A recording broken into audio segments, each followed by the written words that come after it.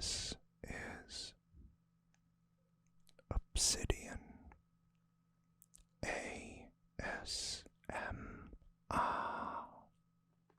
Don't forget to like, subscribe, and hit the notification bell for future videos. Hello again, and welcome back to Obsidian ASMR.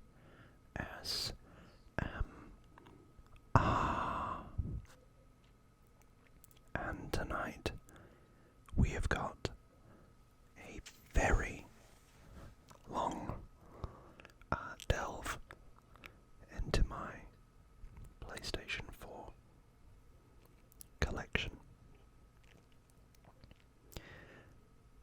But just before we get into that,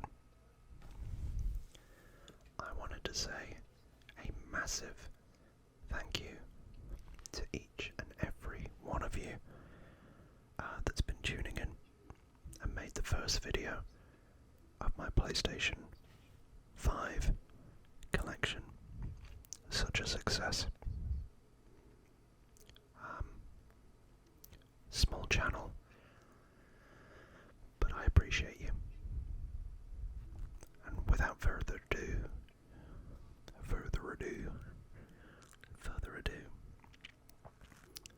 let's get into it using the same ranking system.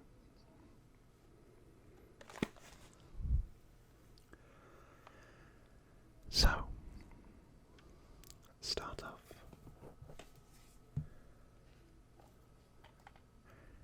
with Star Wars Jedi Fallen Order by Respawn Entertainment and Lucasfilm, and of course EA.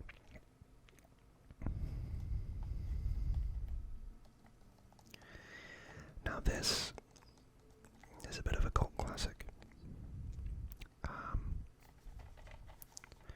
It came out in, I think, 2019, and you follow the main character, and I've forgotten his name. It's played by Cameron Moynihan.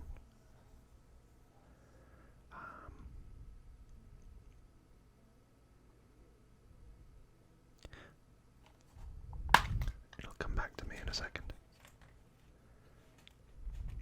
But effectively, this is a Star Wars equivalent of Dark Souls. It's very similar in the fighting style and with the bosses, etc. But it's also got a mix of exploration and traversal, quite like Ghost of Tsushima. However, I really couldn't get into this.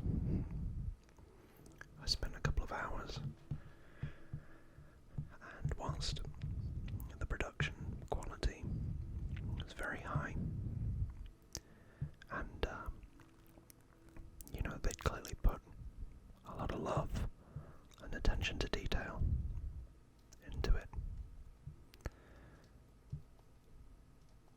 I just don't think it was for me.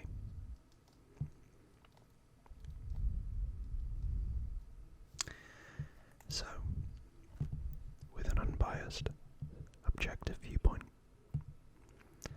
I'm going to give this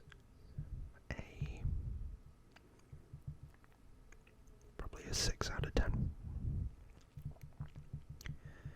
For me, not the best one out there, but I can understand for quite a lot of people this is one of the best games from 2019.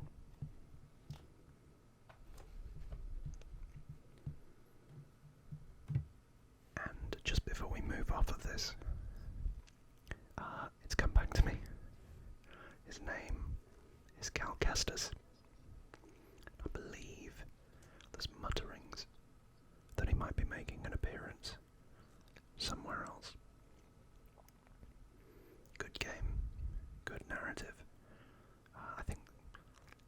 is set after Order 66, but not for me.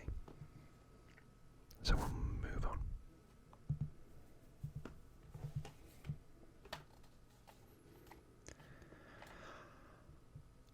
Wow. Wow.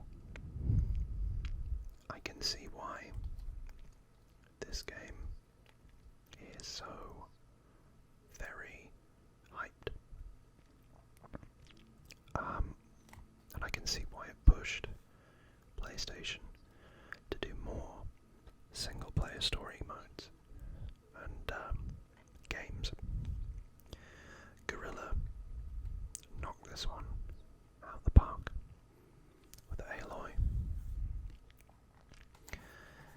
And Horizon Zero Dawn, as the back says, Earth is ours no more.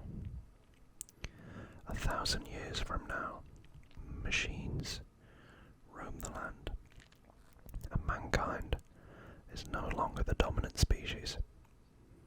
A young hunter embarks on a journey to discover her destiny, explore a beautiful, lush, open world,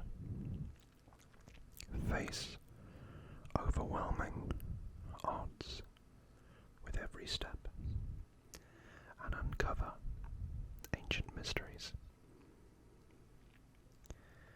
Released in 2017, the storyline and the world is so detailed, so deep.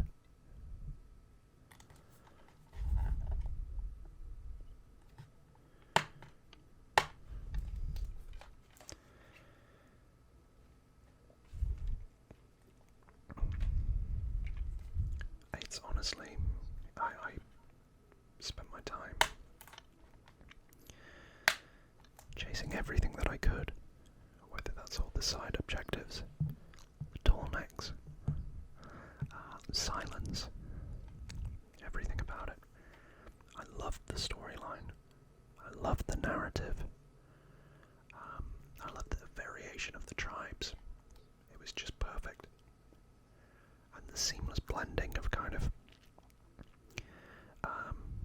this kind of caveman aesthetic or primitive society aesthetic, along with, you know, modern technology. And obviously the majority of the foes were metallic creatures, robots, but with a very important purpose, as you later find out. If you haven't played this, I put this up with Ghost of Tsushima. Top game.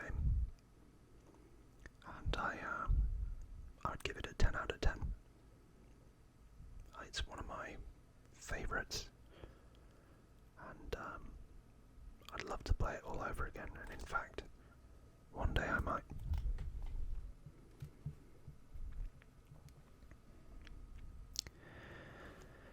The next three, I'll get out of the way quite quickly, because I've spoken about them before. Lego Batman 3, Beyond Gotham. So the bad guy is Brainiac. And this is what you've come to expect from a Traveller's Tales, WB, Lego game. It does what it says on the tin. I remember the original Lego Batman, which may make an appearance later down the line. But this is just bigger, with better voice acting. A ridiculous 150 characters that you can unlock. If you've ever played a Lego game, and you like DC, like I know you all do, this is the one for you. Chill out, relax, and just enjoy that typical humour.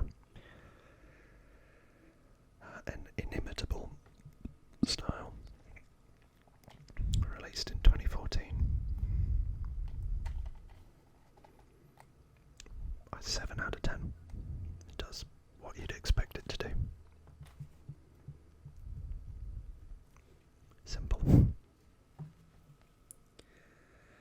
Now, oh boy,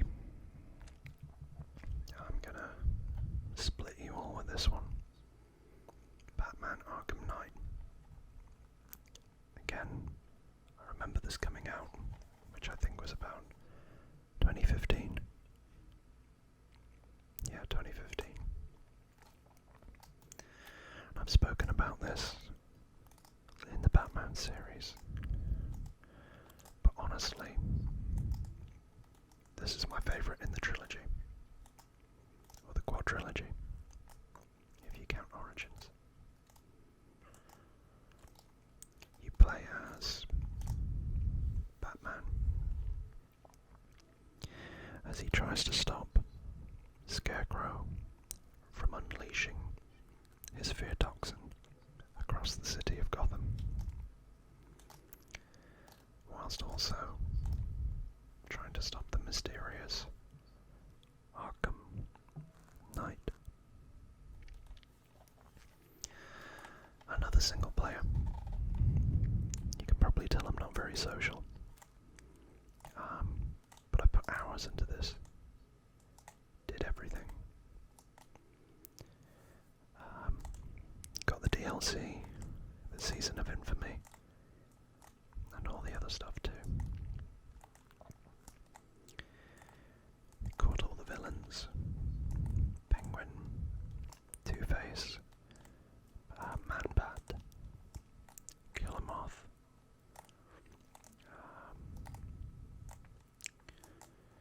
Professor Pig,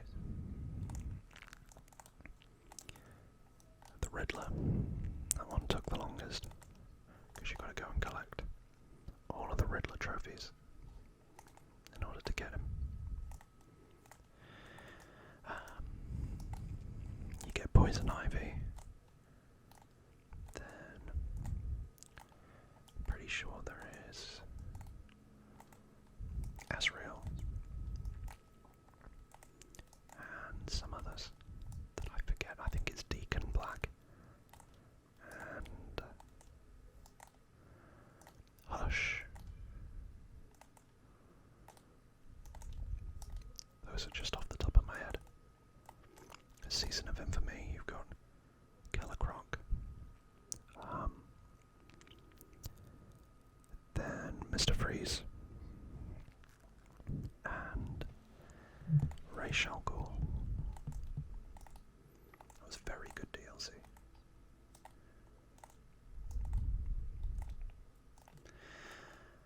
This game gets a lot of criticism because of the overuse of the Batmobile and the real identity of the Arkham Knight. Honestly, I think this is, for me, it's perfection. Actually being in Gotham, the whole city of Gotham, and feeling like the Batman in the sense that you're chasing down all of these various different villains. And yeah, the storyline is long, it's compelling, it's got great voice acting, as do the other games. But for me, this is where they perfected the formula. So again, it's a 10 out of 10 for me. 10 out of 10. Would recommend. I'm actually sad they're not doing any more of those.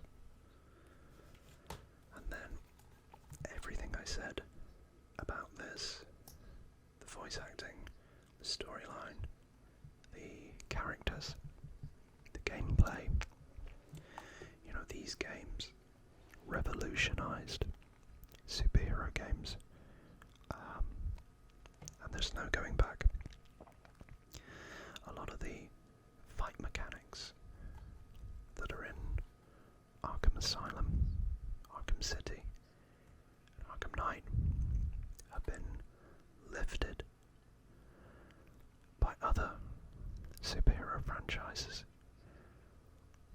as you'll see later. And there's a reason for it. This is the remaster of Arkham Asylum and Arkham City. And a lot of people say Arkham City is the best. It's actually my least favourite. I love Arkham Knight, and I really liked Arkham Asylum.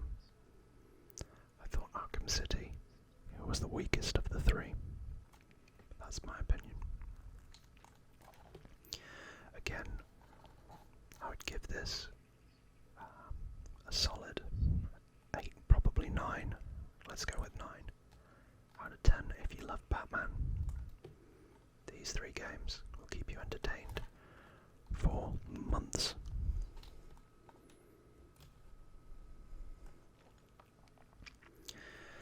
Now we move on to some of my favourites, but for different reasons.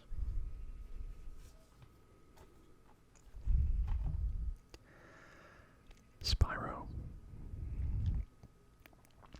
I am of an age where Spyro was huge. Way back on the PlayStation 1, and less so with the jump to the PlayStation 2.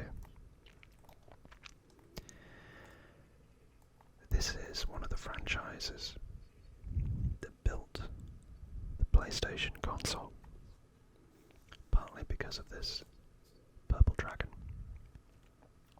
And in this game, which was released by Toys for Bob in 2018, which is a whole 5 years ago now. Crazy. You get all 3 of the original Spyro games remastered in stunning, had to pause, stunning high definition. I've played through all 3, 100%ed, 120%ed, Spyro 1 and Spyro 3. I probably need to go back and do it for Spyro 2. Gateway to Glimmer, as it was called in the UK.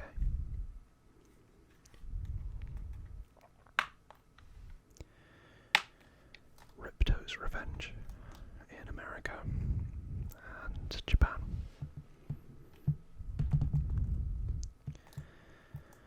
Again, very solid, enjoyable. It's just platforming. And there was a bit of a renaissance around 2018 for platforming titles. And this was fantastic. So again, I'd give that an 8 out of 10. If you want some nostalgia, or you're a similar age to me, I would recommend it. Now the next one is of a similar vein. It actually came out beforehand. And this was Crash Bandicoot, the Insane Trilogy, which, quite like Spyro, was the original 3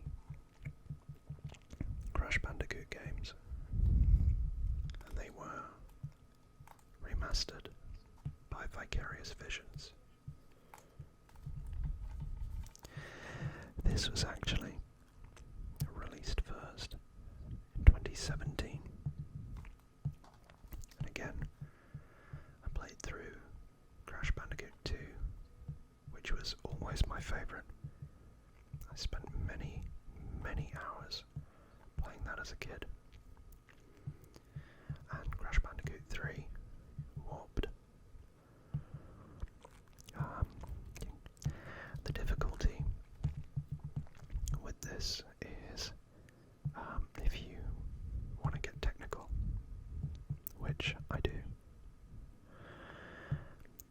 the PlayStation could only generate a certain amount of polygons on the screen.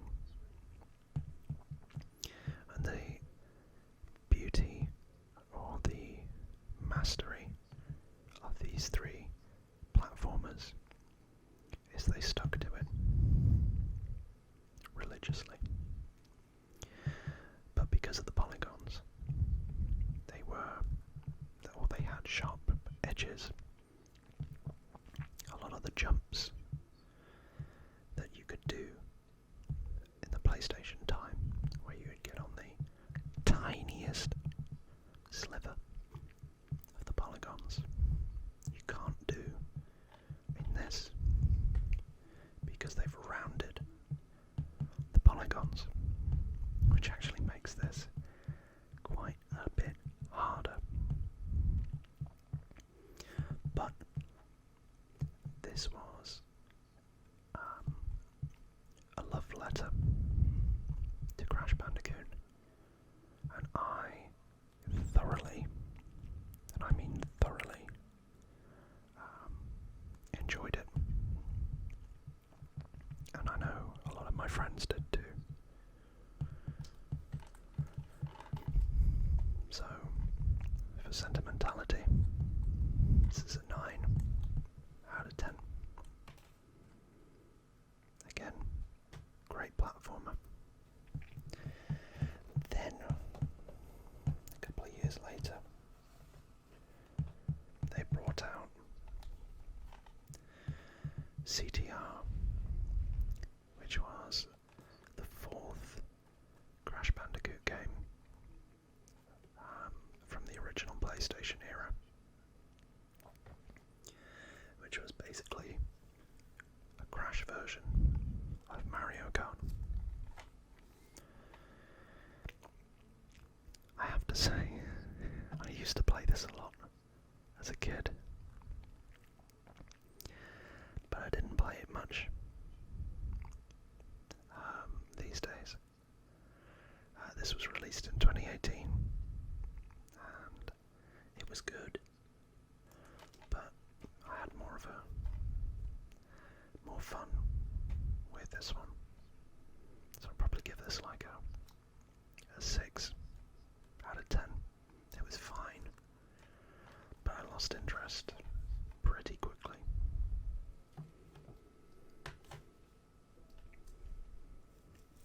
And then, to complete the quadrilogy, wow, this was good. And it was also made by Toys for Bob. This is exactly what we needed.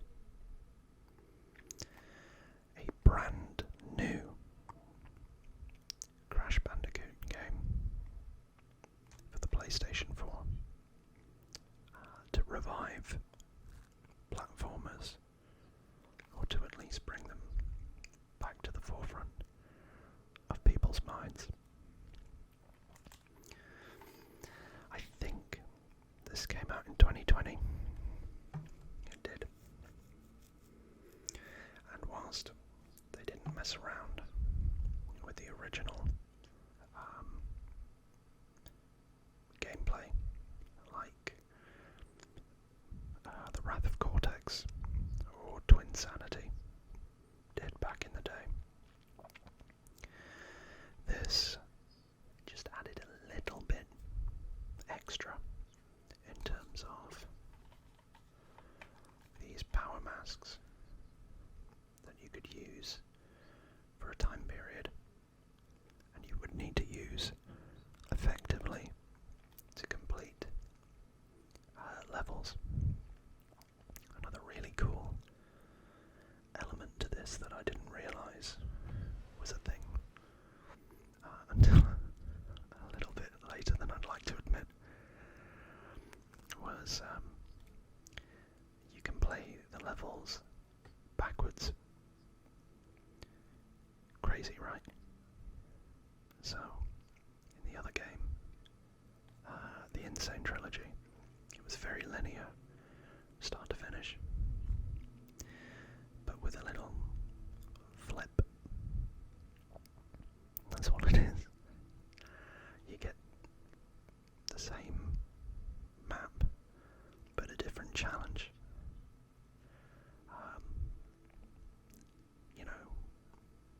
Incredibly inventive, but also doesn't take a genius. I have to say this was very difficult, or I found it very difficult anyway. And they also added in additional characters, like you could play as Coco or Torna. Was it Torna?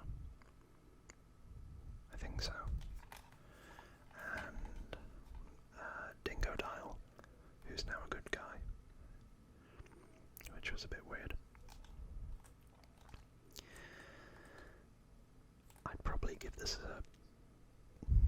I'd probably give it an 8. You know, I really enjoyed it. I had fun. It was great from a nostalgic point. To see Crash back in his full glory. And it was something I didn't think I would see, because the franchise had very much been in the wilderness, a lot like Spyro. And I do think this will lead to a new Spyro game in the not too distant future.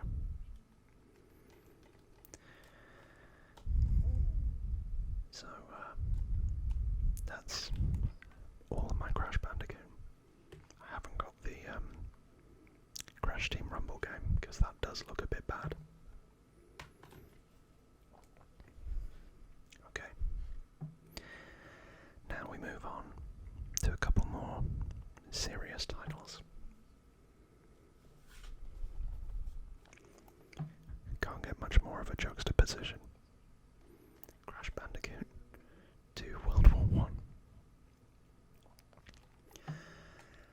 I have really struggled with the big multiplayer first-person shooters, AAA titles, for a long time.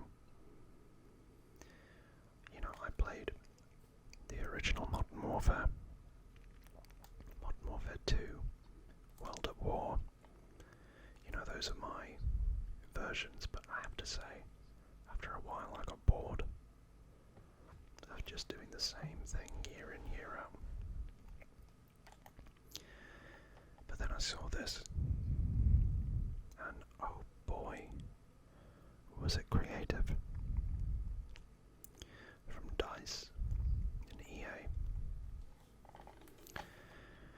It is all set during World War One, not two. And it's beautiful. It really, really is.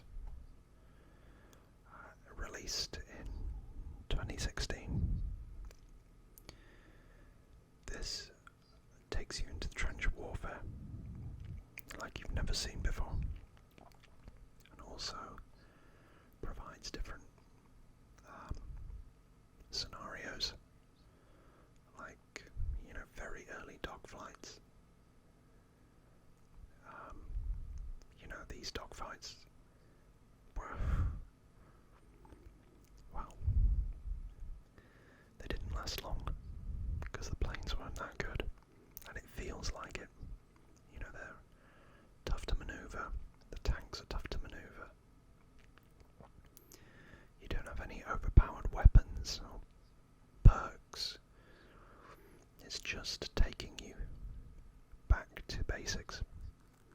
That's what I wanted. The war stories are compelling and emotional if you have any understanding of history. And the 64-player multiplayer battles, wow, they were intense. I really liked them. I thought they were, yeah, they were just amazing. But would I recommend this today? I would, for the war stories. The multiplayer has probably died, which is a shame.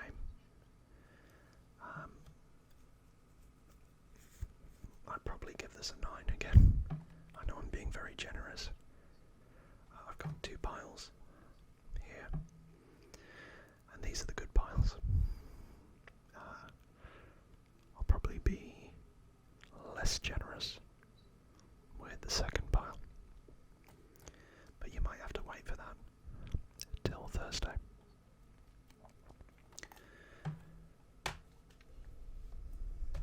So that's Battlefield 1. And now we will move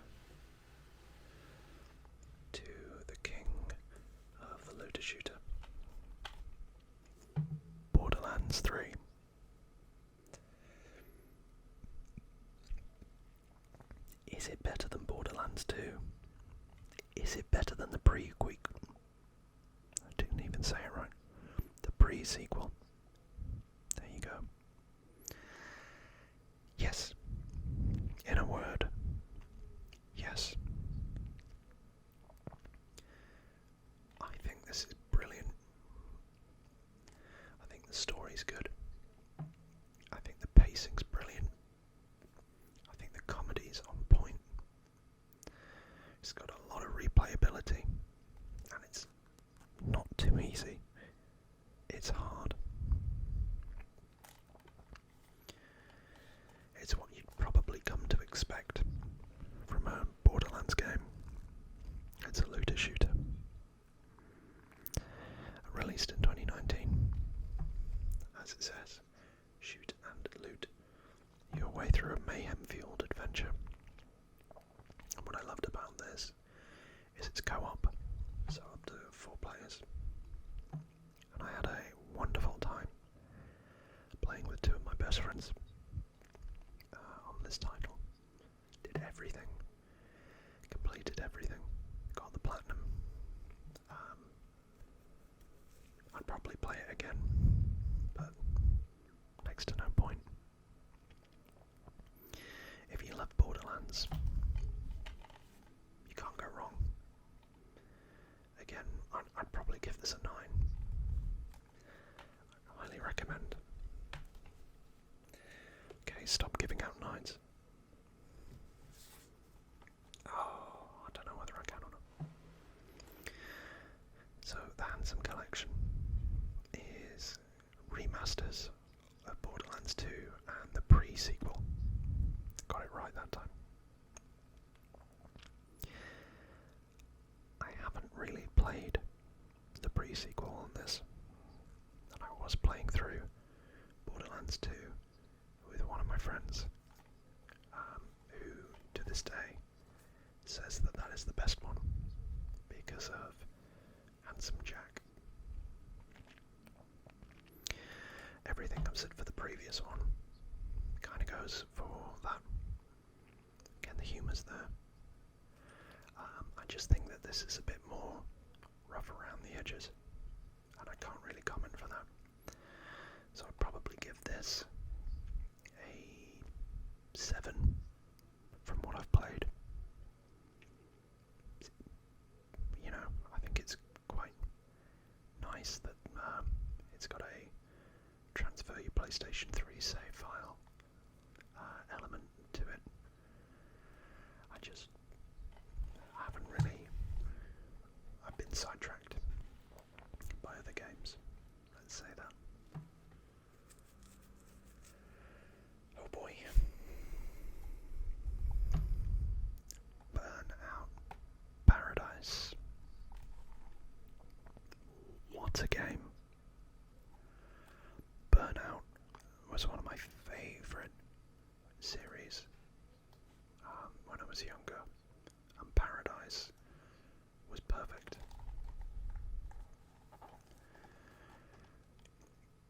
Wow. This remaster is basically what it was back in the day. You got to complete objectives, races, takeouts to unlock better driving licenses until you get your Burnout license. But the soundtrack on this is amazing. It doesn't take long. I platinumed it probably about a week or 2. But when I want a driving game, I want something like this that isn't just racing, but has some other elements to it as well. Again, this one was out in 2018, which was a very good year for video games. And if you want a fun racing game, because I know Xbox tends to have the better stuff with Forza and Forza Horizon, this is the one to get. Very fun. I think it still has a hardcore player base.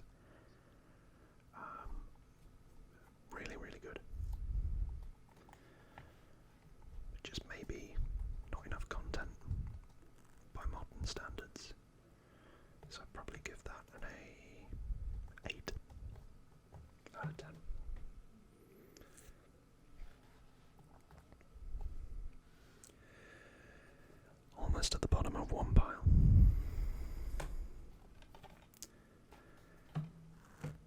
Oh look, it's another remaster.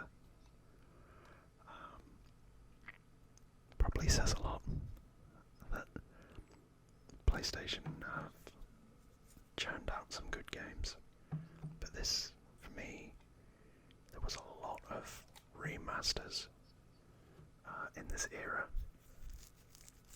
and this is another one. LA Noire, Rockstar Games. Again, it's brilliant.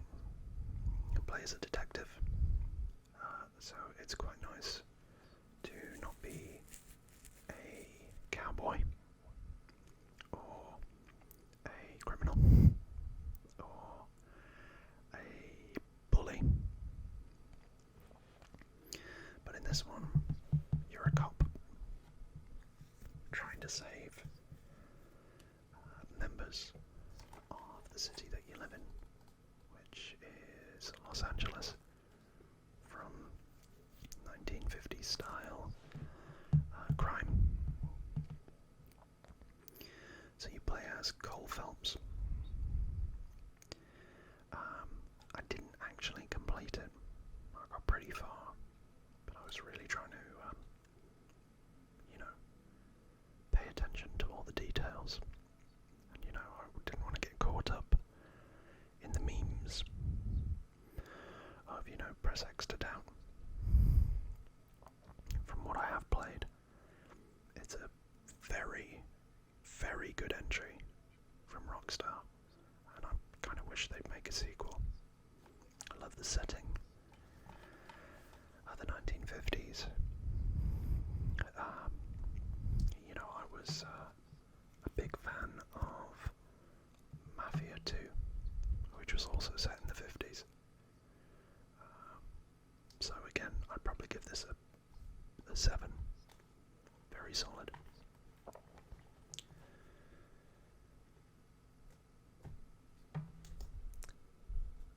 And the final thing I'd say is it rewards you for being thorough. And I like that. I'm a bit of a completionist.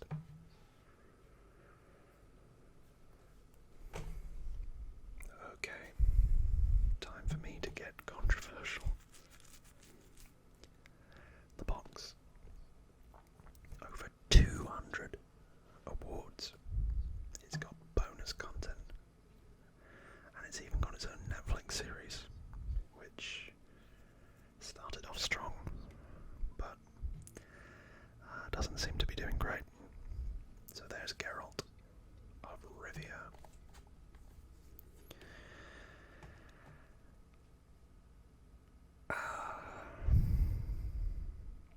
I've got to be honest.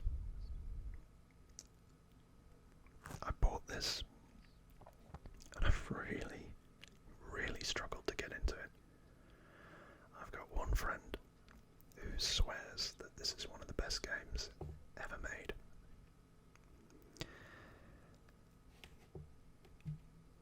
I just can't get into it. I don't know what it is, whether it's the fighting or whether I just haven't tried hard enough, I guess. But this is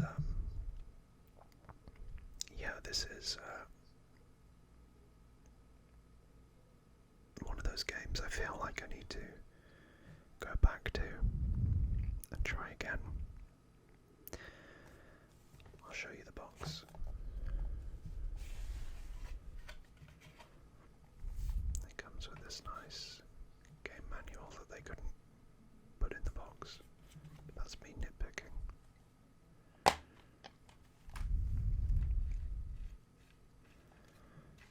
There's a soundtrack and some stickers and a map.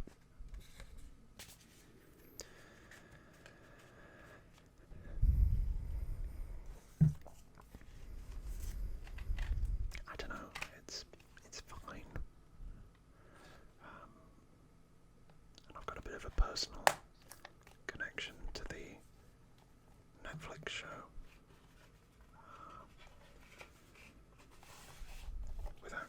too much. But it's fine. I'd probably give it like, as of right now, without revisiting it, I'd probably give it a 5. I could take it or leave it. I actually enjoy the Netflix series more, but it's definitely nosedived in quality. Hence, no doubt why Henry's leaving. Henry Cavill.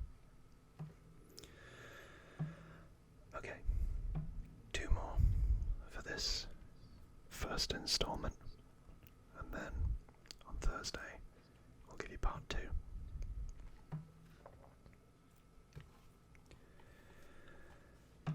The penultimate one, The Division. Apologies about the game case.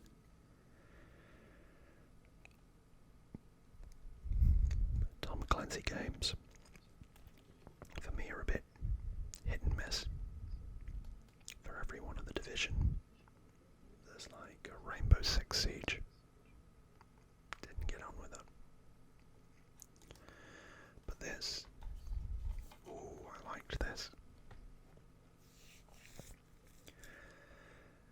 Set in a post-apocalyptic New York, with a pandemic taking root across the city and the world, which is quite prophetic actually, when you bear in mind this was 2016, so 4 years later we would actually have a pandemic. But I don't think there was a group called The Division operating in New York. There might have been. You tell me. But effectively their job as a squad in this third-person shooter is to go around and to stop the eco, or I should say bio-terrorists from further terror. This is a one-player game, but you can join friends online. And again, it gave me quite a lot of Gears of War vibes in the way that it uses cover. It's third-person shooting. The only thing it didn't really have was the boss fights, if I remember correctly. Or at least to the same degree that Gears of War had, but they are very similar. I'd give this a solid 7. I think another one I would call better, but you know, it was a good game. Spent hours on it.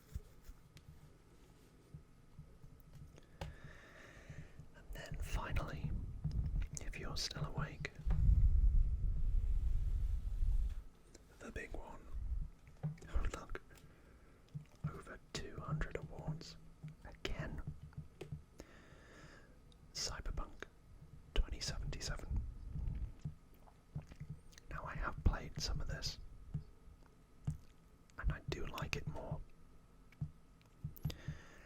I still think it's overhyped, and I think that a lot of that comes from the whole look at how flashy my graphics card is that I need to run this, because you know, it was taxing the PlayStation 4.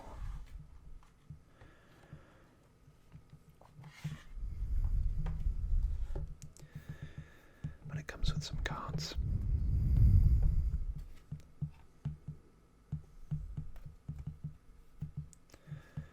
It also comes with a map of Night City. And a manual, because again, for some reason they refused to put it in the box.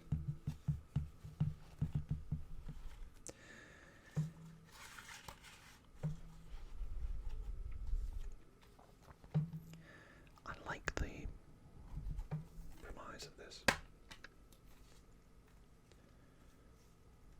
And I guess I'll read this out for you. So we got a data disk, and we've got the play disk, which is a bit odd. We've also got a bit of broken game case. So, I don't know whether you can read this, but the year is 2077. Things are bad, for the most part. Complicated at best. But they're about to get a hell of a lot more interesting for you. A job of a lifetime is on the horizon.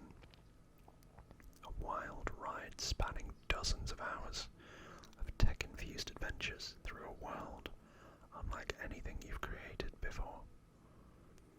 And you're a huge part of making this happen.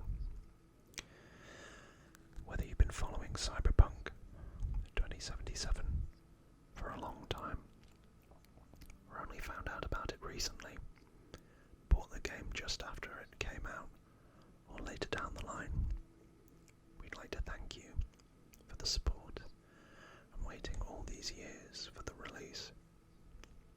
We wouldn't be where we are today, doing what we love, if it wasn't for you. It means everything to us. Which is nice. They did have a bit of a botched release, but it's come good. And in part 2, we'll be talking more about botched releases and games that came good.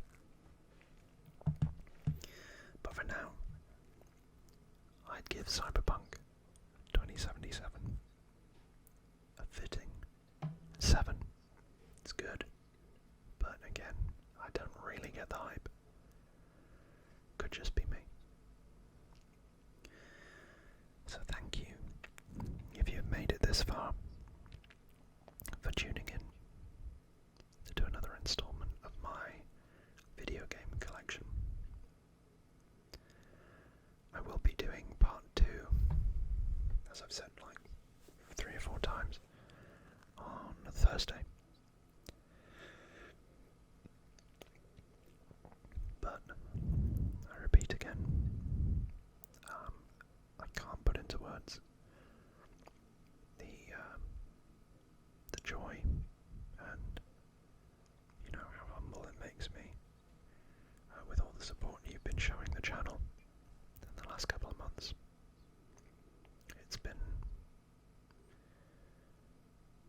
It's meant more to me than I can put into words.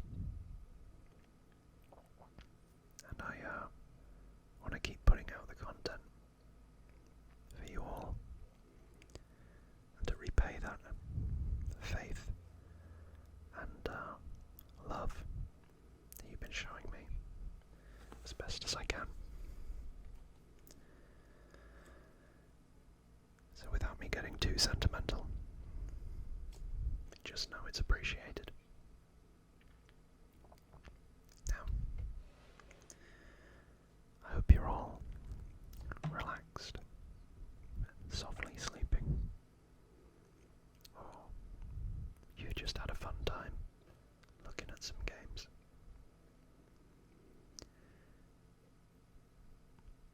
But now it's time for me to leave you. So as always, take care of yourselves